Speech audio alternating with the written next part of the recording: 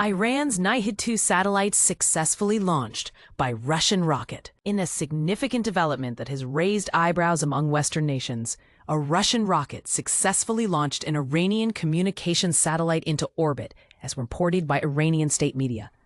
This event marks a notable milestone for Iran's aerospace program, which has been a source of concern for some governments in the West. This satellite, named Nahid-2, was launched from the Vostochny Cosmodrome in Russia using a Soyuz rocket, according to Iranian state television on Friday. Weighing in at 110 kilograms, approximately 240 pounds, this satellite was entirely designed and built by Iranian engineers, showcasing the country's growing capabilities in space technology. However, this achievement is not without its controversies.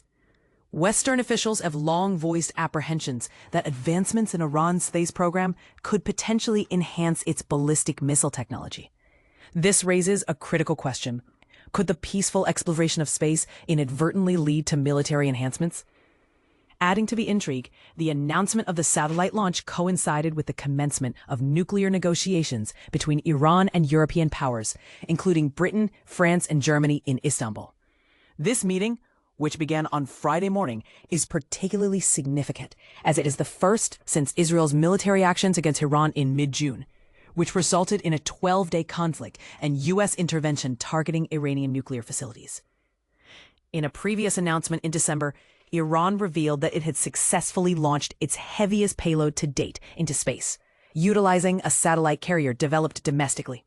Furthermore, in September, Iran claimed to have placed the Chamran-1 research satellite into orbit with the help of the Gaim-100 carrier, produced by the Aerospace Division of the Islamic Revolutionary Guard Corps.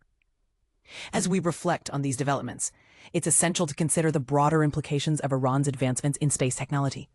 Are these strides towards peaceful exploration, or do these signal a more concerning trend toward military enhancement? What are your thoughts on this matter? Feel free to share your opinions in the comments below. Roscosmos Ionosfera science mission launch. Soyuz from Vostochny Cosmodrome. Imagine the thrill of witnessing a rocket launch, carrying with it the hopes and scientific aspirations of a nation. On Friday, July 25th at 0554 UTC, a Soyuz 2.1B rocket soared from Site 1S at the Vostochny Cosmodrome in Russia, carrying the Ionosfera M No. 3 and No. 4 satellites into a Sun-synchronous orbit. This launch was a pivotal moment for Russia's space exploration efforts, aiming to complete the 4-satellite Ionosfera science constellation. The first 2 satellites, Ionosfera M No. 1 and No. 2, had already been launched in November 2024 from the same location, using a similar Soyuz Fregat launch vehicle. The Soyuz rocket didn't just carry the Ionosfera satellites, it also had 18 secondary payloads on board. Among these, 17 were Russian, including a 16U CubeSat and 16 smaller 3U CubeSats for various commercial organizations. The Iranian Space Agency also contributed with its Nahid-2 telecommunications satellite. This flight marked only the 3rd Soyuz 2.1B launch of 2025, and the first from Vostochny for the year. But here's where it gets controversial. The Vostochny Cosmodrome was developed as a domestic alternative to the Baikonur Cosmodrome in Kazakhstan, which Russia leases from the Kazakh government for a hefty $115 million USD annually until 2050. This financial arrangement has sparked debates about the cost-effectiveness and strategic importance of maintaining such a lease. The Ionosfera M constellation is part of Project Ionosonde, an ambitious initiative to study Earth's geophysical environment and space weather. Initially, 5 satellites were planned, but the 5th, Zonde M, was suspended in late 2024 due to budget cuts. Roscosmos has faced significant funding challenges in recent years, largely due to the Russian invasion of Ukraine and the resulting strain on national resources. The Ionosfera satellites, each weighing around 400 kilograms, are designed to operate for 8 years. The first pair was launched into an orbit with an ascending node at approximately 2100 hours, while the second pair was placed into an orbital plane 90 degrees away, corresponding to roughly 1500 hours. This strategic placement allows the constellation to gather data on Earth's ionosphere at different times of the day. And this is the part most people miss. The satellites are equipped with 9 sophisticated instruments, including spectrometers, sounders, magnetometers, and particle sensors. These instruments will study various aspects of the ionosphere, such as plasma structure, energy spectra of electrons and protons, and cosmic radiation. For example, the Ionospheric Plasma Energy Spectrometer, ESIP, will measure ionospheric plasma, while the Galactic Cosmic Ray Spectrometer, GALS-1, will focus on proton and electron fluxes. The Ionosfera satellites will not communicate with each other, but will store and transmit data to ground stations in Russia. This data will be crucial for understanding the ionosphere, which extends from about 80 kilometers to 650 kilometers in altitude and plays a vital role in radio communication and navigation. The ionosphere is just one of several layers in Earth's atmosphere, each with unique characteristics. The troposphere, the lowest layer, extends up to 10 kilometers, while the stratosphere, containing the ozone layer, reaches up to 50 kilometers. The mesosphere extends to 85 kilometers, and the thermosphere, where many satellites orbit, rises to 500 to 1,000 kilometers. Finally, the exosphere fades into space, reaching up to 190,000 kilometers from Earth's surface. The Ionosfera M constellation represents a significant milestone in Russia's efforts to study the ionosphere, a field of research that began with Guglielmo Marconi's radio experiments in 1902. While previous Soviet missions, such as the Cosmos series, also studied the ionosphere, Ionosfera M is the first major Russian initiative in this area in many years. So what do you think? Is the investment in the Vostochny Cosmodrome and projects like the Ionosfera M worth the cost, given the current geopolitical climate? Or should resources be allocated differently? Share your thoughts in the comments below. Iran launches Nahid-2 satellite with Russia.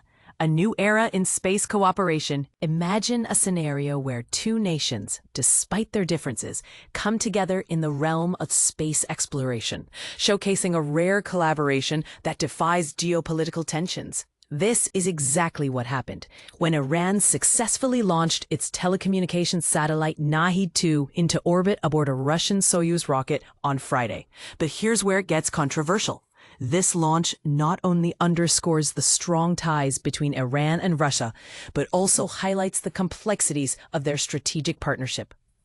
The Soyuz rocket took off precisely as scheduled from the Vostochny Cosmodrome in far eastern Russia. It carried not just Iran's Nahid-2 satellite, but also 2 Russian Ionosphere M Earth observation satellites and 17 smaller Russian satellites, all of which were placed into their respective orbits. According to Hassan Saladiyeh, the head of the Iranian Space Agency, the operational life of the Nahid-2 satellite is expected to be 2 years.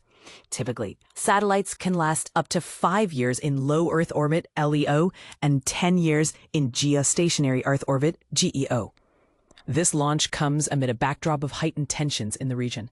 Just last month, Israel and the United States conducted strikes on Iran, which Russia strongly condemned. Russian President Vladimir Putin has hinted that Moscow might play a role in negotiating a settlement that allows Iran to pursue a peaceful nuclear program while addressing Israel's security concerns.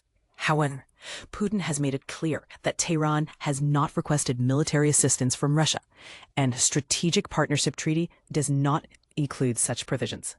For decades, Russia has navigated a delicate balancing act in the Middle East, maintaining cordial relations with Israel while deepening its economic and military ties with Iran. Friday's launch was announced just before nuclear talks between Iran and the P5+1, Britain, France, Germany, the United States, Russia, and China, commenced in Istanbul. It also follows Iran's test of a satellite-carrying rocket with a suborbital flight on Monday. The launch of Nahid-2 represents the latest chapter in Iran and Russia's cooperative ventures in space. In November, Russia launched 2 Iranian satellites named Kozar and Hotod, marking the first time it had done so on behalf of Iran's private sector. This followed 2 previous Russian launches of Iranian satellites in 2022 and 2024.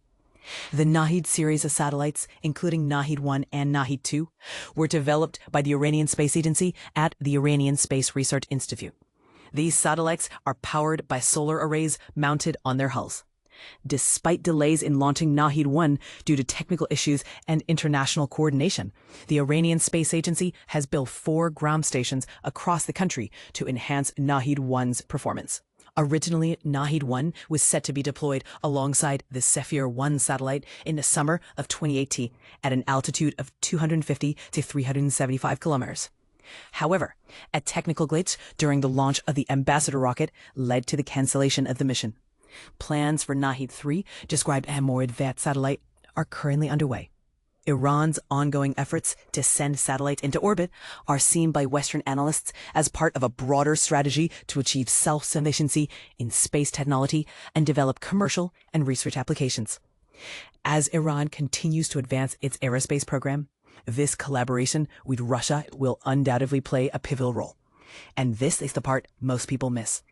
While the launch of Nahid-2 is a significant achievement, it also raises questions about the extent of Iran's technological capabilities and the implications of its growing up relationship with Russia. What does this mean for regional stability? How will other nations respond to this partnership?